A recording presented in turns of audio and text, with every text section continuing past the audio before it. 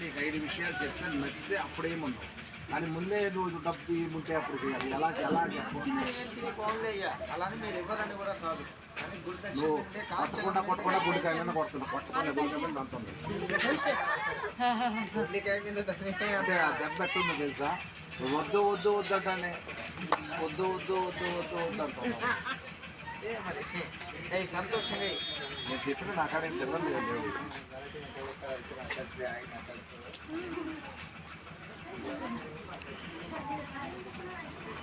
నీకు 20 30 ఇచ్చిన నాకాడ లేవు, అయిపోయింది రైతుకున్నట్టు. సంతోషం అయితే మీకు చెప్పేది అంటే ఏమీ లేదులే. అంతేనా? మరి 5 విషయాలు చెప్తాను. 5 విషయాలు అమ్మవారి లోపల వచ్చి 5 నిమిషాలు మీ చేతితో ఇస్తే చెప్పాలంటే మనం చెప్పమంటే చెప్తా, దాంట్లో అభ్యంతరం లేదు. 500 ఇద్దాం. ముందు చెప్పిన తర్వాత నన్ను 5 మందికి నేను 10 ఆలోచించిన చెప్పకుండానే నువ్వు అంటే బాబోటాలు ఒక 1000 మందిని చూసుకుంటా కాబట్టి నాకు ఇప్పుడు ఎక్కడ తెలుసా, కూర తీసుకోవడం అయిపోయింది, కూర్చోవడం కూడా అనవసరం. వద్దు వద్దు విన్నాం,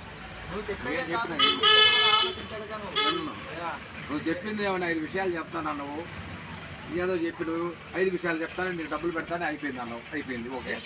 నీకు నేను పోయిన జనంలో 30 రూపాయల ప్యాకెట్ ఉంటా ఇచ్చి ఉంటా, నువ్వు 30 వల్ల నీకు 300 3000